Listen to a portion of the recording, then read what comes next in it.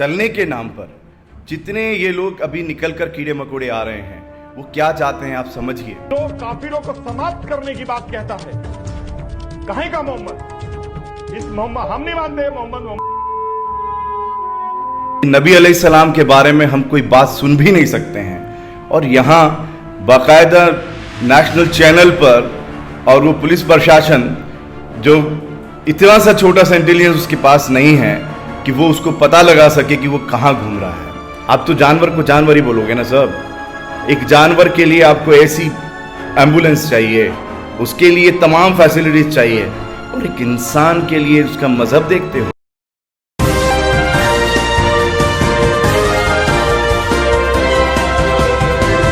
नफरत की चरस इस कदर बोई जा रही है, नेशनल टेलीविजन पर बैठ करके भी आए दिन इस्लाम मजहब को टारगेट किया जाता है। हजरत मोहम्मद सल्लल्लाहु अलैहि वसल्लम की शान में गुस्ताखी की जाती है, और नफरत जो जंतर मंतर से फैलाई गई, जहां खुले तौर पर काटने तक की धमकी दी गई, वो दृश्य जो हैं दिखाई दिए कानपुर में, जिसका असर अब होता हुआ दिखाई दे रहा है। इससे पहले भी हमारे साथ एसडीपीआई के जनरल सेक्रेटरी मोहम्मद शफी साहब जुड़े थे। एक बार फिर से तमाम इंसिडेंट जो लगातार घट रहे हैं इसी पर बात करने के लिए जुड़े हुए हैं। सीधा मैं सर ये जानना चाहता हूं कि लगातार जो है नेशनल टेलीविजन एक खास समुदाय को टारगेट करवा रहा है बैठ करके, क्योंकि कल जिस तरीके से पिंकी चौधरी के वीडियो वायरल हुए जिसमें हजरत मोहम्मद सल्लल्लाहु अलैहि वसल्लम की शान में गुस्ताखी की गई है, किस तरीके से देख और समझ रहे हैं आप? नंबर वन तो ये कीड़े मकोड़े जो निकलने शुरू हुए हैं, और लगातार अभी आप देखेंगे कि ये निकलते चले जाएंगे। लेकिन मैं देश से बात करना चाहता हूँ, देशवासियों से बात करना चाहता हूँ कि आज कोई भी किसी के फादर के बारे में बदतमीज़ी कहे, गलत बात कहे, किसी की माँ के बारे में कुछ गलत बात कहे, किसी की बहन, किसी की बेटी, किसी के बारे में गलत बात कहे, कैसा लगेगा आपको? नबी अलैहिस्सलाम जिनका नाम उस नापाक ज़ुबान ने लिया है, जिसकी कोई हैसियत नहीं है, माशरे में भी हैसियत नहीं है, जो कि ये नहीं जानता कि हर एक इस्लाम को मानने वाले तमाम मुसलमानों के लिए उसके माँ बाप कुर्बान, उसके तमाम जितने रिश्तेदार हैं वो कुर्बान, उसका तमाम माल कुर्बान, उसकी हर एक हैसियत कुर्बान नबी अलैहिस्सलाम के नाम पर है। उसे ये इल्म नहीं है कि जहाँ पर नबी अलैहिस्सलाम का नाम आएगा वहाँ पर मुसलमान अपनी जान दे देगा, जान ले लेगा। इससे नीचे बात नहीं है, क्योंकि नबी अलैहिस्सलाम के बारे में हम कोई बात सुन भी नहीं सकते हैं। और यहाँ बाकायदा नेशनल चैनल पर और वो पुलिस प्रशासन जो इतना सा छोटा सा इंटेलिजेंस उसके पास नहीं है कि वो उसको पता लगा सके कि वो कहाँ घूम रहा है और उसका एजेंडा क्या है। आप अगर एजेंडा देखेंगे तो मेरे देशवासियों से मुझे सबसे पहली बात जो मैंने अभी कही कि ये तो एक स्टैंड है मुसलमानों का, लेकिन चल क्या रहा है ये आपको समझना चाहिए। चलने के नाम पर जितने ये लोग अभी निकल कर कीड़े मकोड़े आ रहे हैं, वो क्या चाहते हैं आप समझिए। ये एजेंडा इसलिए ये लोग लेकर आना चाहते हैं कि मुसलमानों के नाम पर लोगों को हिंदू बना दिया जाए, यहाँ पर देश को एक अलग दिशा में लेके चले जाएं, ताकि इनका पेगासस का इश्यू चला जाए। पेगासस को भी समझना पड़ेगा आपको, क्योंकि आपकी अपनी प्राइवेसी ख़त्म कर दी उन्होंने। हज़ारों की लोगों ने पेगासस के नाम पर जो है पूरी मुखबरी की है। आप अगर अपने बेड पे हैं तो हस्बैंड वाइफ क्या बात कर रहे हैं वो लोग सुन रहे हैं आज बैठकर। मोदी और अमित शाह जो हैं अपने चैम्बर में बैठकर आपकी आवाज़ें सुन रहे हैं। आप समझिए कि आपकी आज़ादी किस तरह से ख़त्म हो गई है, और महंगाई कहाँ गई है, किसानों के मुद्दे कहाँ गए हैं, जो अहम मुद्दे हैं।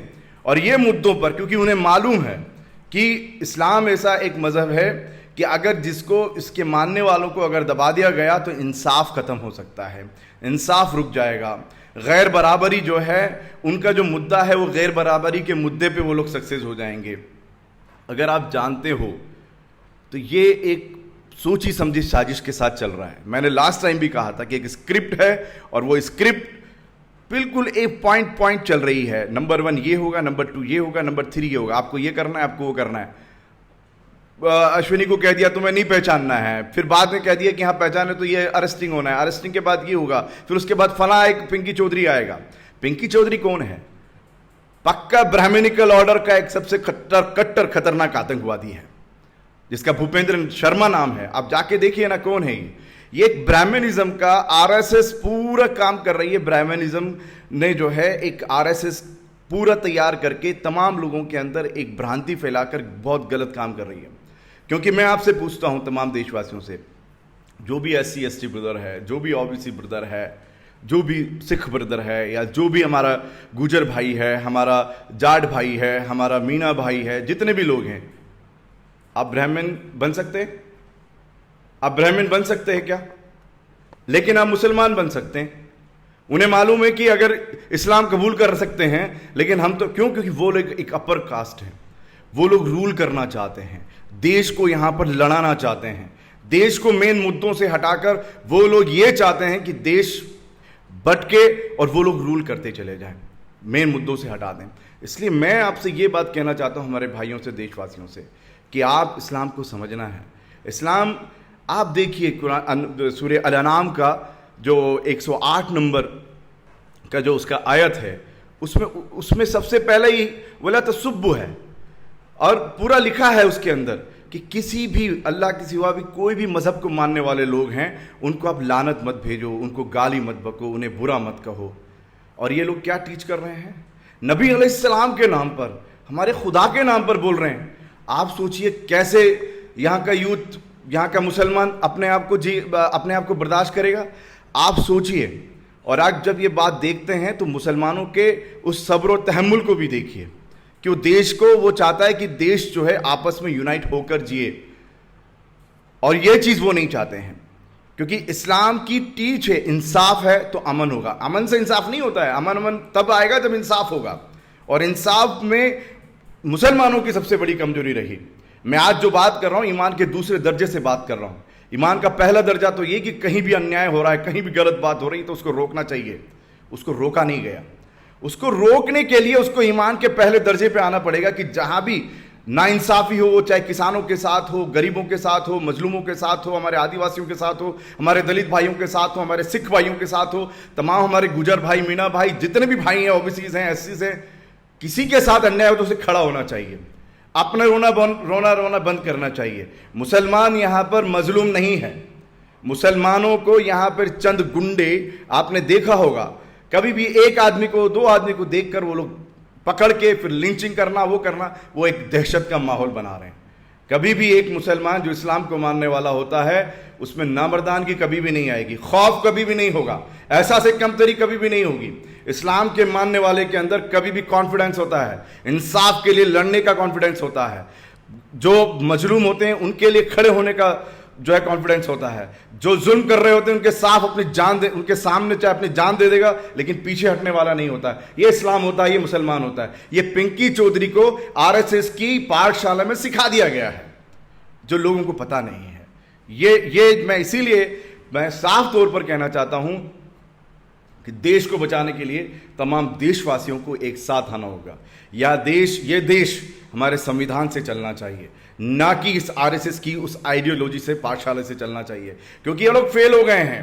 यूपी के अंदर तमाम जगहों पर आप देखिए जाकर हालत क्या है, और इसीलिए यूपी के अंदर ये लोग आए दिन जो गड़बड़ कर रहे हैं, इंशाल्लाह उस पर भी हम बात करेंगे। लेकिन ये जो पूरे देश के अंदर इन्होंने माहौल बनाने की जितनी भी कोशिशें की, उसमें ये लोग फेल हुए हैं। ये लोग हर एक क्षेत्र में, इकोनॉमी में, हेल्थ में, अब एजुकेशन में, हर एक क्षेत्र में इन लोगों का जो रोल है, जो इन लोगों का कंट्रीब्यूशन है, वो जीरो हो चुका है। हमारी जीडीपी चली गई है, हमारा एम्प्लॉयमेंट खत्म हो गया है, हमारा जो किसान है वो आज रोड पर बैठा है। आज ये लोगों को कोई दया भाव नहीं है। लेकिन इनके आप बैंक देखिए, स्विस बैंक, अभी ये गवर्नमेंट स्विस बैंक के नाम पर आई थी ना, काला धन के नाम पर आई थी। क्या किया? काला धन आज स्विस बैंक में कितना डबल ट्रिपल 4 टाइम बढ़ चुका है, वो आप देखिए। बीजेपी के हेडक्वार्टर्स देखिए, उनका जो अभी बनाने का जो नया, जो अभी ये लोग संसद बनाने की बात कर रहे हैं, उसके पीछे उनकी आइडियोलॉजी को समझिए। आप समझिए, देश के लिए सबसे खतरनाक ये जो संघ परिवार है और ये जो फांसीवाद है और जो बीजेपी का जो रवैया चल रहा है, ये बहुत खतरनाक है। देश को समझना चाहिए। ये आपका भाई आपसे गुजारिश कर रहा है कि इनकी औकात इन्हें समझाइए। अगर आपको समझ में आएगा तो ये लोग एक दिन नहीं, एक मिनट भी कुर्सी पर रहने लायक नहीं है। जो इन्होंने कर्मकांड किए हैं, देश के साथ जो गद्दारी की है, और इनका इतिहास रहा है देश में गद्दारी का। आप इतिहास को पढ़िए, इतिहास को इनके हिसाब से मत चलिए। और जिस मजहब के बारे में ये कह रहे हैं, तो मैं आपको साफ तौर पर कहना चाहता हूं भाइयों बहनों, ये जो मजहब के बारे में कह रहे हैं, आप पूरे वर्ल्ड के अंदर सुनते हैं, न्यूज़पेपर, जो मीडिया और ये जितने गंद फैला रहे हैं इस्लाम के खिलाफ, क्या क्या बोलते हैं, आप आए दिन देख लीजिए।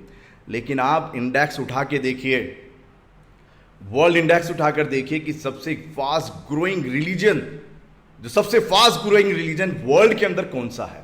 और ये क्यों है? क्योंकि जब इस्लाम को टारगेट किया गया तो लोगों ने पढ़ना शुरू किया। लोगों ने यह पढ़ना शुरू किया कि यार नबी अलैहिस्सलाम कौन है, जिनके बारे में, ऐसी लीडरशिप के बारे में कुछ भी लोग कह देते हैं। ये रिलीजन कैसा है जिसके बारे में गलत गलत बातें करते हैं लोग। पढ़ें तो सही। और वही पढ़ने का नतीजा है कि वर्ल्ड का फास्टेस्ट ग्रोइंग रिलीजन आज इस्लाम है। इसलिए ये पिंकी चौधरी जैसे जो ये कुछ आ जाते हैं कीड़े मकोड़े, और ये लोग आते हैं, ये गंद फैलाते हैं। हमारे मजहब ने किसी भी मजहब को बुरा कहने के लिए, गलत कहने के लिए बोला है। आप सोचिए उस मजहब की क्या हैसियत होगी, उसका मानने वालों को क्या उसका एक लेवल होगा।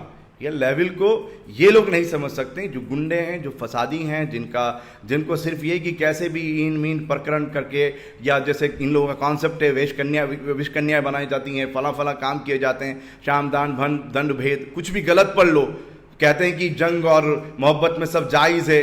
इथिक्स नहीं है, इथिक्स नहीं है, प्रिंसिपल्स नहीं है। ये वो लोग हैं जो आज आपके सामने आके गंद फैलाते हैं। सर, इसी के साथ मैं एक सवाल लेना चाहूँगा, क्योंकि पिंकी चौधरी का जिक्र हुआ, नेशनल टेलीविज़न एबीपी न्यूज़ पर बैठ करके ये सारा जो प्रोपागेंडा रचा गया। एंकर शुरुआत में रोकता नहीं है, एंकर पूरी तरीके से बोलने की इजाज़त देता है। जब वो शांत हो जाते हैं तब जा कर के कहते हैं कि ये चीज़ें गलत हैं, आपको एक मज़हब को टारगेट नहीं करना चाहिए। और दूसरा मेरा सवाल ये है कि एसडीपीआई किस तरीके से कार्रवाई करने के मूड में है पिंकी चौधरी पर?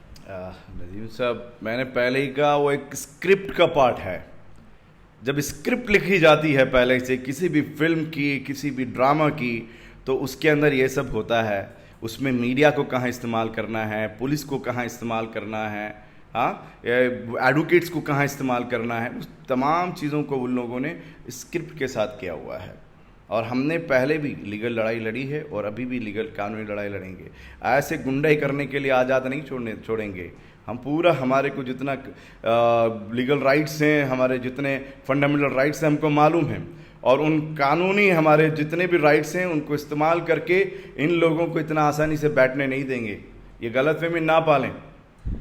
एसडीपीआई कार्रवाई के मूड में है पिंकी चौधरी पर। सर, लगातार जो है उत्तर प्रदेश से कुछ तस्वीरें ऐसी सामने आ रही हैं जहां पर खुद पुलिस वाले इन्वॉल्व होकर के सांप्रदायिक माहौल बिगाड़ने की कोशिश कर रहे हैं। रात को ही एक ऐसा मामला जौनपुर से सामने आया जहां पर ताजिए की तौहीन की गई, उसे तोड़ा गया, और फिर उसके बाद मुसलमानों के ऊपर ही कार्रवाई का दौर शुरू हो गया है। किस तरीके से देख और समझ रहे हैं, क्योंकि चुनाव आ रहे हैं, क्या अब यूपी पुलिस भी सरकार की भूमिका में आ चुकी है? यूपी पुलिस सरकार की भूमिका में पहले से है ब्रदर। पूरा एडमिनिस्ट्रेशन, ब्यूरोक्रेसी उसके लिए ही काम कर रही है। क्योंकि जो आपने लास्ट पंचायत का जो देखा है, जो गुंडई हुई है, जिन लोगों ने जहाँ चाहाँ वहाँ रोका, कुछ प्रशासन ने नहीं किया। वहाँ पे लॉ एंड ऑर्डर कुछ नहीं है। वहाँ पर एक तानाशाह है जो बैठकर कुछ भी करता है, कुछ भी चलता है। वो अलग बात है कि वो जो है बैठकर एक नए ख्वाब देख रहा है। ये कोई भी जुल्म ज़्यादा हद तक जब बढ़ जाता है तो चलता नहीं है, टिकता नहीं है, फिर उस जुल्म को ख़त्म होना पड़ता है। उसके लिए अच्छे लोगों को आना पड़ता है। और रही बात जो आपने भी कही, जो जुल्म ज्यादतियाँ हैं वो बहुत है, मतलब वो 1 2 3 सुनाने की नहीं है, सैकड़ों हो चुकी है मस्जिदों को लेकर। और जो हाल ही में जो आपने भी जो इंसिडेंट की कहा, आप सोचिए पुलिस त्याजे की क्या बेहुरमती करके आई है। घर में घुसकर, उनका एक अपना रिचुअल है ना, उनका अपना एक जो है विश्वास है। उस विश्वास पे वो अपना जो मुहर्रम को मनाने के लिए जो संविधान ने आज़ादी दी है, या उनको जो अपने कस्टम्स हैं उनको फॉलो करने के लिए जो उनको आज़ादी दी है, उसको कौन रोक रहा है? पुलिस रोक रही है। वहाँ एकदम बेवकूफ़ दरोगा जाके इस तरह की हरकत करता है, वो दरोगा जेल में होना चाहिए ना, क्योंकि दरोगा को भी पीछे से स्क्रिप्ट के मुताबिक उसको एक रोल दिया गया, उसने जाके रोल अदा किया है। मतलब देश के संविधान की खुलेआम धज्जी उड़ रही है। तभी तो ये लोग इस संविधान की प्रतियां जला रहे हैं जंतर मंतर पर आके। वो कहाँ हैं आज बताइए? वो नाथूराम गोडसे की इसी उत्तर प्रदेश के अंदर नाथूराम गोडसे जो है हमारे देश की आज़ादी का सबसे पहला आतंकवादी टेररिस्ट है, उसकी मूर्ति पूजा हो रही है। क्या होगा? तब ये होगा कि एक 6 साल की मासूम बच्ची के आंसू नहीं देखे जाएंगे।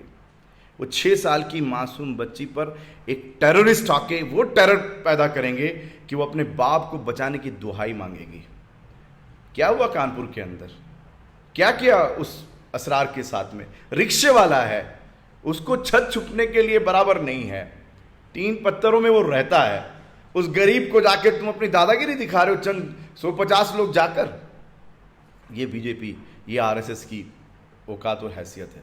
क्योंकि मैं एक और बात बताना चाहता हूँ, मेरे देशवासियों, इस बात को समझिए, आरएसएस जितना आप लोगों के सामने बड़ी दिख रही है, सबसे कमज़ोर संगठन है इस देश में, जो विश्व के नाम पर लिया जाता है। सबसे कमज़ोर संगठन है, और कमज़ोर इस हैसियत में है, कभी भी वो ब्राह्मणिकल फोर्स जो इस आरएसएस को इस्तेमाल कर रही है, कभी भी फसाद के अंदर वो सामने नहीं आई है। वो हमारे उन SC ST बुर्दस्त को इस्तेमाल करती है, बरगलाकर बहकाकर, वो कभी सामने नहीं आती है। क्या वो ब्राह्मणिकल फोर्स जो आरएसएस को चला रही है वो कभी सामने आई है? वो गवर्नमेंट की मशीनरी को यूज करती है, वो ईडी को यूज करती है, वो सीबीआई को यूज करती है, वो पूरे ब्यूरोक्रेट्स जितने भी काम करने वाले हैं उन सबको यूज करती है, वो आर्मी को भी यूज कर रही है। ये है आज जो आप देख रहे हैं।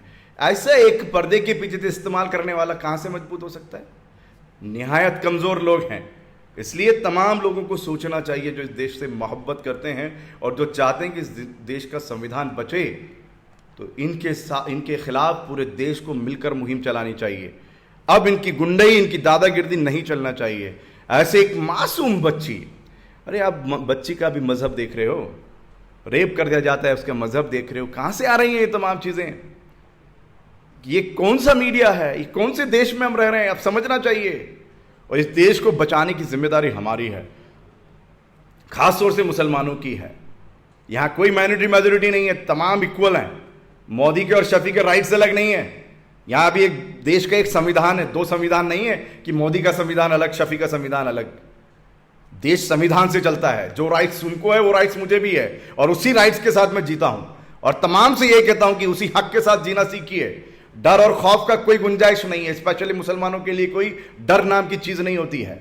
डर सिर्फ उस खुदा का होता है जिसने कहा है कि आपको हक पर चलना है, सच पर चलना है, मोहब्बत के साथ तमाम लोगों को साथ लेकर चलना है, मजलूमों की आवाज बनना है। उससे डर लगता है कि कहीं मैं हक से पीछे तो नहीं आ रहा हूं, कहीं मैं झूठ के साथ तो नहीं जा रहा हूं, कहीं मैं लोगों के जो लोग जुल्म कर रहे हैं, जिन पर जुल्म हो रहा है, उनके साथ खड़े होने में डर तो नहीं रहा हूं। उस पर सोचना चाहिए, तब अल्लाह से डरना चाहिए। बाकी किसी से डरने की जरूरत नहीं है। आपके हक के साथ आप अपनी जिंदगी जिए और इस देश को बचाने के लिए खड़े होइए। सर, मैं एक आखिरी सवाल आपसे लेना चाहूँगा, जब कानपुर का जिक्र आ चुका है, क्योंकि कानपुर की तस्वीरें कुछ ऐसी सामने आई जहां बजरंग दल के जो गुंडे हैं वो थाने के बाहर बैठ करके जय श्री राम का नारा लगाते हैं। महज 22 घंटे के अंदर जो है 3 आरोपियों को जो पुलिस गिरफ्तार करती है उसे छुड़ा करके ले जाती है, और फिर तस्वीरें बजरंग दल की तरफ से और भारतीय जनता पार्टी के जो नेता का बेटा है वो बयानबाजी करता हुआ दिखाई देता है कि ये हिंदुस्तान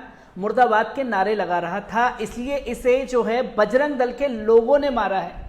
पर जब लोग जो सोशल एक्टिविस्ट उस असरार से मिलते हैं, उससे एक ही सवाल पूछा जाता है कि तुम देश के लिए क्या कर सकते हो, तो कहता है देश के लिए जान दे सकता हूं। तो किस तरीके से देखने और समझने की जरूरत है असरार के इस बयान को? आप ही ने कहा नहीं भाई, वो देश के लिए जान दे सकता है, और ये लोग देश को बर्बाद करने के लिए जान लेते हैं। एक जान देने वाला है और एक जान लेने वाला है, फ़र्क तो वहीं बहुत बड़ा फ़र्क आ जाता है। फिर ऐसे जिनको आप लेजिस्लेशन में चुनकर उनको जो है एमएलए बनाकर आप जो राम गोपाल चौराहा जैसे लोगों को भेजते हैं, फिर उनकी जो नस्ल होती है वो इसी दौर में दिखाती है उस नफ़रत को, कि वो जाके वहाँ नारेबाजी करते हैं। और जब लीडरशिप का इन्फ्लुएंस होता है तो वो यही काम करते हैं कि वो लोग, जो लोग देश के लिए जीना चाहते हैं उनकी ज़रूरत नहीं है, जो लोग देश को बर्बाद करने के लिए लोगों की जान लेना चाहते हैं, जिस मज़हब को लेकर लोग टारगेट करते हैं, उस मज़हब की टीच ये है कि अगर एक इंसान का भी नाहक कत्ल होता है तो तमाम इंसानियत का कत्ल है। और ये लोगों की टीच ये है कि इंसान कुछ नहीं होता, उनके लिए एक जानवर बड़े पहले होता है। उनको गाय, उनके जो अपने जो जिसको वो लोग मानते हैं, उनका जो है विश्वास है, उस विश्वास के मैं खिलाफ नहीं, वो उनका विश्वास है, वो उसे निभाएं, हम नहीं। लेकिन आप क्या कर रहे हो? आप तो जानवर को जानवर ही बोलोगे ना सब।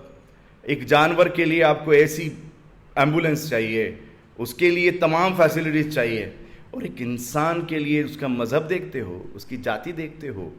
तुम क्या हो? कुछ इंसानियत बची है? कोई इंसानियत इन लोगों के पास नहीं है। इसलिए ये जो चीज़ें हो रही हैं, ये जो तमाम कर्मकांड हो रहे हैं, ये सारे यूपी इलेक्शन की वो बौखलाहट है जिसमें ये लोग वहाँ पर उसके तमाम चीज़ों में फेल हुए हैं। मैंने पहले भी कहा था कि वो लाशें, उनके जो जितने भी रिलेटिव्स हैं, वो जो लाशें जिसका कोई फादर था, जो लाशें जिसकी कोई मदर थी, वो लाशें जिनके कोई बच्चे थे, वो लाशें जिनके कोई दादा थे, वो लाशें जिनके कोई पोते थे, वो तमाम रिश्तेदार जमकर उस उत्तर प्रदेश से इसको उखाड़ने वाले हैं। इसलिए ये तमाम चीज़ें उनको एक सॉफ्ट टूल मिल रहा है। उनको ये लग रहा है कि यार ये मुसलमान को टारगेट बना दो और सबको हिंदू बना दो। आप सोचना चाहिए, जो मैंने आपसे कहा कि पहली बात, किसी भी रामायण में, कहीं भी गीता में, किसी भी वेद में हिंदू लफ्ज़ बता दे। ये आया कैसे? ये क्या चाल है? किस तरीके से जो हमारे SC, ST, OBC सबके, अपने आदिवासी से बात करिए ना, वो अलग नेचर को मानते हैं, उनका टोटल जो है वे ऑफ रिलीजन या वो वे ऑफ उनका जो रिचुअल्स हैं टोटल अलग हैं। हमारे आप अलग अलग जाइए तो आप एक ही शहर में जाएंगे तो वहीं कई हिंदू कास्ट हैं, वो सबका अपना अपना एक अलग है। ये लोगों ने कि कहीं ऐसा न हो कि जो इंसाफ पसंद लोग हैं, जो इंसाफ पसंद चीज़ों पर या इंसाफ पसंद रूल्स पर या इंसाफ पसंद अपने मज़हब पर चलने वाले हैं, वो नज़दीक ना चले जाएं। यही है इसके अंदर सारी तमाम चीज़ें। इसलिए वो लोग उनको हिंदू बना रहे हैं। यहाँ सब इंडियन हैं, यहाँ सब भारतीय हैं, और जब इंडियन होते हैं तो सबका मज़हब अपनी अपनी जगह होता है। वो लोग अपने अपने मज़हब पर किसी को थोपने के लिए नहीं आते हैं, वो अपने अपने मज़हब पर चलकर अपनी आज़ादी के साथ जीते हैं। वो होना चाहिए था। यहाँ पे ये हिंदू मुस्लिम किसने बनाया है, उस पर भी जरा जाइए। और मैं भाइयों बहनों से ये कहूँगा, क्योंकि वो भाइयों बहनों बोलकर आपको बहुत मूर्ख बना चुके हैं, मैं आप भाइयों बहनों से कहता हूँ कि उस मूर्खता को जो वो लोग बनाना चाहते हैं उससे निकलिए। आप पढ़िए और ओरिजिनल चीज़ें पढ़िए, आप इतिहास के पन्नों में झांकिए, आप वो सच्ची चीज़ें पढ़िए जो सच है। वो चीज़ें मत पढ़िए जो ये बहकाते हैं, वो मत देखिए जो दिखाना चाहते हैं। आप क्या देखना चाहते हैं उसको देखिए, आप क्या पढ़ना चाहते हैं उसको पढ़िए, तो ये मसला हल हो जाएगा। Thank you. मोहम्मद शफी साहब हमारे साथ मौजूद थे। चाहे पिंकी चौधरी का बयान हो, चाहे जौनपुर में ताजिया की तौहीन जो की गई हो वो तस्वीरें हों, चाहे कानपुर का इंसिडेंट हो, इसमें स्क्रिप्ट एक है कि उत्तर प्रदेश की राजनीति में हिंदू मुसलमान करवाना है, जिसके लिए इन तमाम फसादियों को और फसाद को जन्म दिया जा रहा है।